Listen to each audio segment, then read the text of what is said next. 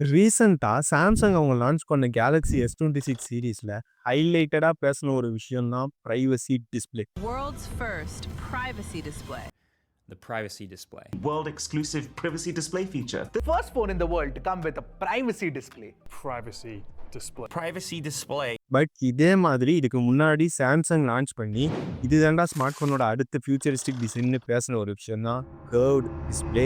The first ever curved edge screen. என்னதான் அந்த display ஃபியூச்சரிஸ்டிக்கா இருக்கு, ப்ரீமியமா இருக்குன்னு சொன்னாலுமே ரீசெண்ட் இயர்ஸா மோஸ்ட்லி எந்த ஸ்மார்ட் ஃபோன் பிராண்ட்ஸ் கர்வ்டு டிஸ்பிளேவை யூஸ் பண்றது இல்லை. Few years back most of the smart phone brands அவங்களுடைய ஃபிளாக்ஷிப் மாடலில் யூஸ் பண்ண இந்த கர்வ் டிஸ்பிளேவை இப்போ ஏன் யாரும் யூஸ் பண்ண மாட்டாங்க?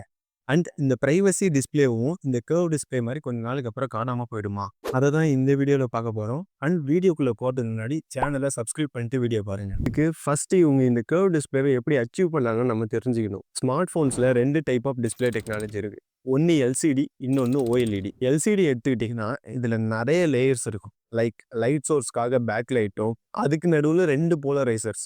ஒரு போலரைசர் வர்டிக்கல் லைட் வேவ்ஸையும், இன்னொரு போலரைசர் ஹரிசாண்டல் லைட் வேவ்ஸையும் அலோவ் பண்ணும். இந்த போலரைசர்ஸுக்கு நடுவில் தான் லிக்விட் கிறிஸ்டல் ஷீட்டை பிளேஸ் பண்ணியிருப்பாங்க. இந்த லிக்விட் கிறிஸ்டலுக்கு நம்ம பவர் சோர்ஸ் கொடுக்கும்போது அது டைரக்ஷன் சேஞ்ச் ஆகி பேக் லைட்ல இருந்து எவ்வளோ ஒயிட் லைட் அந்த போலரைசர்ஸை தாண்டி போகணுன்றதை கண்ட்ரோல் பண்ணும். இதுக்கப்புறம் ஒரு RGB கலர் ஃபில்டர் பிளேஸ் பண்ணியிருப்பாங்க. இதுதான் நம்ம பார்க்குற கலர் பிக்சல்ஸ் ப்ரொடியூஸ் பண்ணும், நமக்கும் டிஸ்பிளே அவுட்புட் கிடைக்கும். இதுவே ஓஎல்இடி எடுத்துக்கிட்டிங்கன்னா ஒரு ஸ்பெஷல் ஆர்கானிக் காம்பவுண்டை ஆனோட் அண்ட் கேத்தோடு நடுவில் பேஸ் பண்ணி அதுக்கு பவர் கொடுக்கும்போது ஒவ்வொரு ஆர்கானிக் காம்பவுண்டுமே இண்டிவிஜுவல் லைட் சோர்ஸை எமிட் பண்ணி நமக்கு டிஸ்பிளே அவுட்புட் கிடைக்கும். ஸோ எல்சிடியை கம்பேர் பண்ணும்போது ஓஎல்இடி தின் அண்ட் லேயர்ஸும் கம்மின்றதுனால அது ஈஸிலி ஃப்ளெக்சிபிள். ஸோ அதனால தான் கர்வ்டு டிஸ்பிளேல மேக்ஸிமம் ஓஎல்இடிஸ் யூஸ் பண்ணுறாங்க. இந்த கர்வ் டிஸ்பிளேவும் இன்ட்ரடியூஸ் பண்ணது சாம்சங்னா இன் 2014 அவங்களுடைய ஃபர்ஸ்ட் ஸ்மார்ட் ஃபோனை லான்ச் பண்ணுறாங்க, which is Samsung Galaxy Note edge. Its large display changed everything.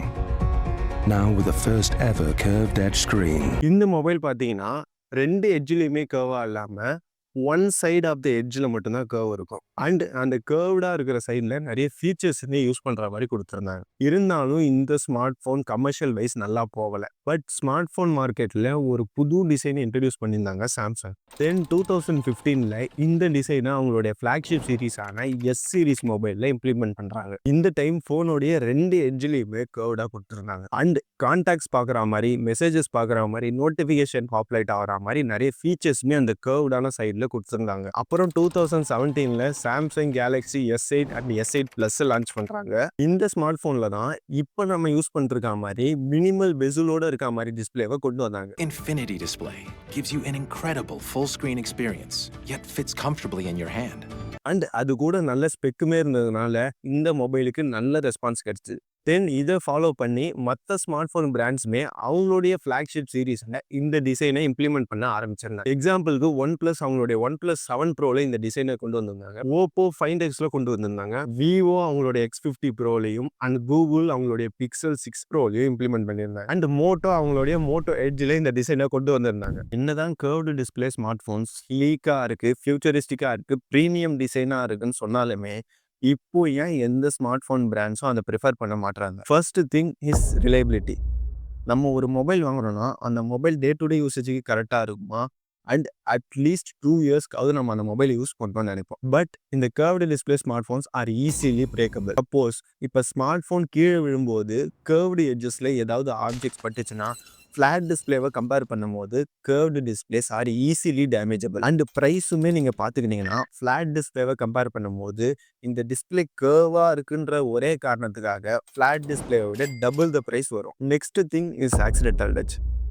நாங்கள் கேட்டு பார்த்த வரைக்கும் இந்த ப்ராப்ளம் மேக்ஸிமம் யாருக்கும் இல்லை. பட் சோஷியல் மீடியாவில் இதையுமே ஒரு ப்ராப்ளமாக சொல்லியிருந்தாங்க. அனதர் திங், லேண்ட்ஸ்கேப் மோடில் வீடியோ பார்க்கும்போது அந்த கர்வ்டு எட்ஜஸில் நிறைய பேருக்கு கிளார் அடிக்கிற இஷ்யூவும் இருந்திருக்கு. ஸோ இந்த ப்ராப்ளம்ஸ்னால தான் இப்போ எல்லா ஸ்மார்ட் ஃபோன் பிராண்ட்ஸும் அவங்களுடைய மோஸ்ட் ஆஃப் த டிவைசஸில் இந்த கர்வ்டு டிஸ்பிளேவை டிஸ்கண்டினியூ பண்ணிட்டாங்க. இதுக்கப்புறம் இன் 2022 சாம்சங் S22 Ultra லான்ச் ஆகுது. எல்லாரும் காமனாக சொன்ன ஒரே ப்ராப்ளம் கர்வ்டு எட்ஜஸில் எஸ் பென்னை ப்ராப்பராக யூஸ் பண்ணவே முடியலன்னு தான். தென் அதுக்கப்புறம் ரிலீஸ் ஆன சாம்சங் S23 Ultraல அந்த கர்வ்டு எட்ஜஸை ரொம்பவே மினிமலாக கொடுத்துருந்தாங்க.